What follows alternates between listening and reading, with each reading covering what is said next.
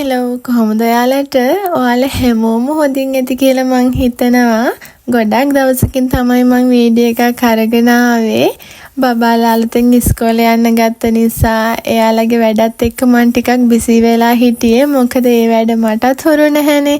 ඒක නිසා ඉතින් මේ සතියේ නම් ජපානයේ ගෝල්ඩන් වීක් කියලා මේ සතියෙම නිවාඩු. ඉතින් අද මේ බබාලව සෙල්ලම් කරන්න යන්න කියලා තමයි එක්කරගෙන මේ යන්නේ. ඉතින් අද මෙහි ටවුන් එකේ උත්සවයකුත් තියෙනවා. ඉතින් මේ තියෙන්නේ මැජික් සංදර්ශනයක්. මෙතන මේ බබාලා යන්න බෑ කිව්වා ඒක බලන්න ඕනේ කියලා. ඉතින් ඒකත් බලලම අපි සෙල්ලම් කරන්න ගියා.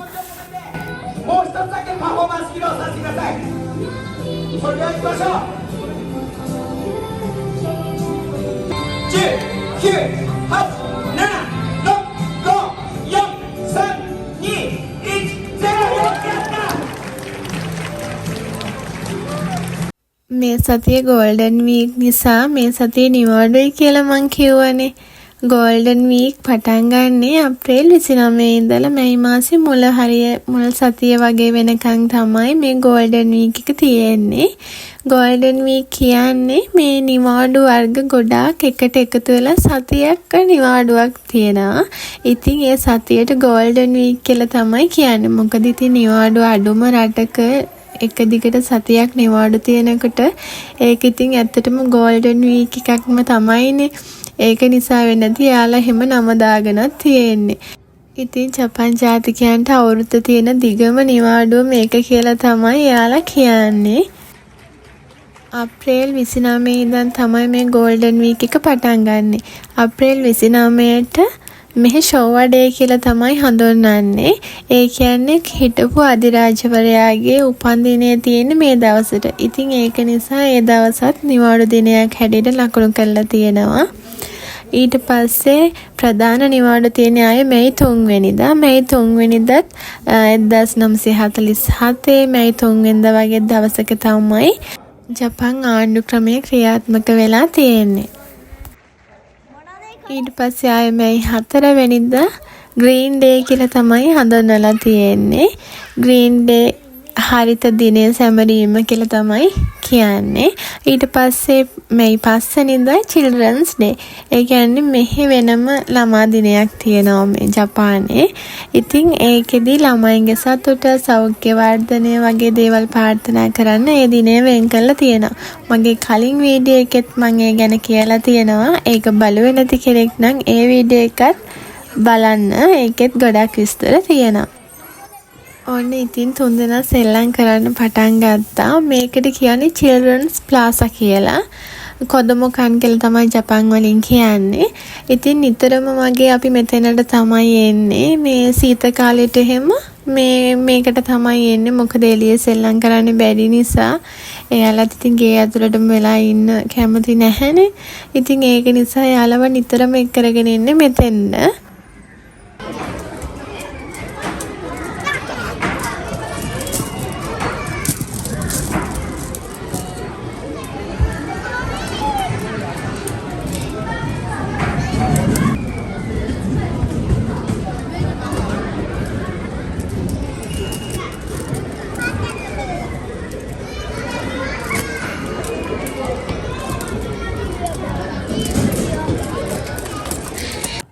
මේ කරන්න හදන්නේ මේ කලින් මේ බෝල් පූල් එකේ තිබුණ බෝල අයින් කරලා පොඩි අයම තමයි අයින් කරේ. ඉතින් එයාලටම ආපහු දුන්නා මේ අලුතින් ගෙනාපු බෝල මේකට එකතු කරන්න. ඉතින් එයාලට හරි සතුටුයි. මොකද පොඩි අයනේ ඉතින් පොඩි දෙයකටත් සතුටු වෙනවා. ඉතින් මේ එයාලා ඒකට අලුතින් බෝල එකතු කරපු එක තමයි මේ කරන්නේ.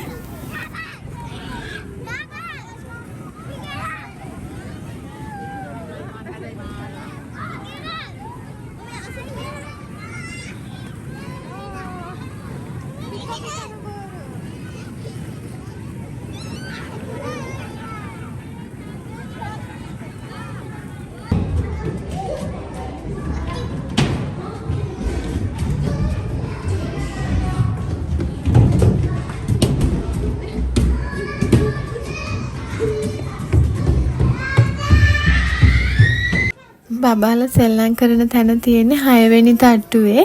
ඉතින් එතන ඉඳන් තමයි මේ ටවුන් එක පේන්නේ. පුදුම සෙනගක් ඉන්නේ. අද ගෙදර යන්නත් බැරි වෙයි දන්නේ නැහැ. මොකද හස්බන්ඩ් ආවේ නැහැ. එයාට අපිව ගන්න එන්නත් බැරි වෙයි මට හිතෙන්නේ. මේ අද උත්සවයක් තියෙනවනේ හවස. ඒක නිසා තමයි මෙච්චර මේ සෙනග ඉන්නේ. අපි යනකොට ඒකත් බලන්න පුළුවන් වෙයි. එහෙනම් දිගටම වීඩියෝ එකත් එක්ක ඉන්න. ඔන්න දැන් තමයි උත්සවේ පටන් ගන්න හදන්නේ. මේකට කියන්නේ හමමත්සු මත්සුරි කියලා.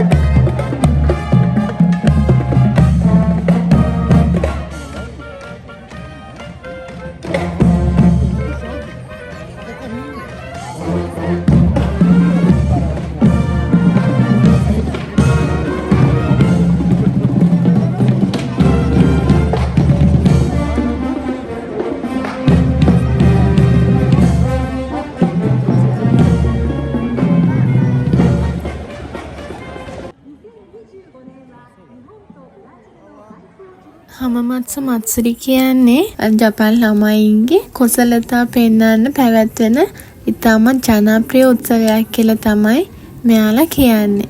ඉතින් ඔයත් ජපානට එන්න ඉන්න කෙනෙක් නම් ජපානට සංචාරයට ආපු කෙනෙක් නම් මේ උත්සවය තියෙන්නේ මැයි මාසේ 3, 4, 5 වගේ දවස්වලට. ඉතින් ඔයාටත් පුළුවන් සිසුවක ප්‍රාන්තයේ හමමත්සු නගරයේ තියෙන මේ ඉතාමත් ලස්සන උත්සවය බලන්න. ඒකට සහභාගී වෙන්න. මේ උත්සවයේ තියෙන සවස් කාලයේ මේ දවස්වලටම උදේවරුවේ සහ දවල් වරුවේ තියෙන්නේ සරුංගල් තරගයක්. ඒකත් ඉතාමත් ජනප්‍රිය, ඉතාමත් ප්‍රසිද්ධ, ගොඩාක් දෙනෙක් සහභාගී වෙන උත්සවයක් තමයි මේ සරුංගල් යවන උත්සවය. ඇත්තටම මමත් මේ සරුංගල් තරගය නම් බලන්න ගිහිල්ලා නැහැ. මං හිතනවා ලබන අවුරුද්දේ මට යන්න පුළුවන් වුණොත් ඒ උත්සවයත් ඔයාලත් එක්ක ෂෙයා කරගන්න.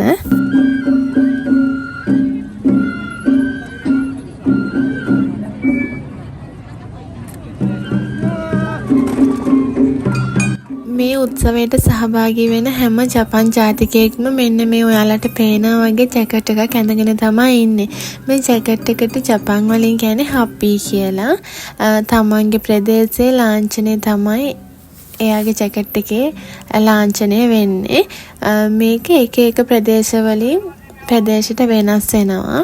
ඔයාලට පේනවා ඇති මෙතන යන කට්ටියගේ ජැකට් එකේ තියෙන වෙනම ලාංඡනයක්. ඒ කියන්නේ විවිධ ප්‍රදේශවලින් මේ උත්සවයට කට්ටිය සහභාගී වෙනවා.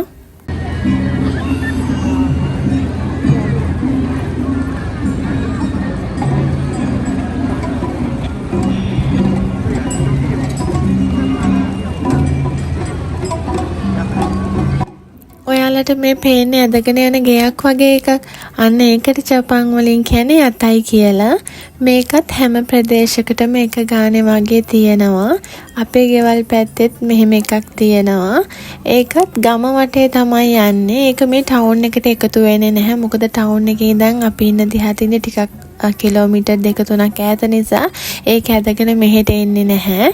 ඒක ඒ ගම වටේ තමයි යන්නේ. ගොඩක් එහෙම ඒවත් තියෙනවා. මේ වගේ අතයි මෙහෙට 80ක් විතර තියෙනවා කියලා තමයි මෙයාලා කියන්නේ. මේ තියෙන්නේ තවත් ප්‍රදේශක අතයි එක.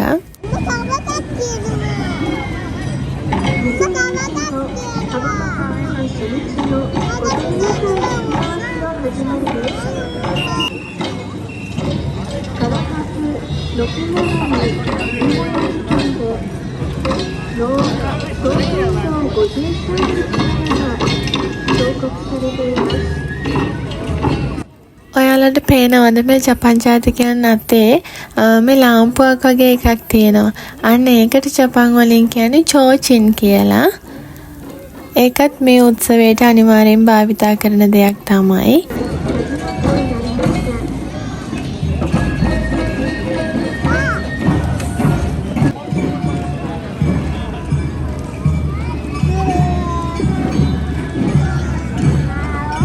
මෙන්න මේ යන්නේ තවත් ප්‍රදේශක යතයි එකක්.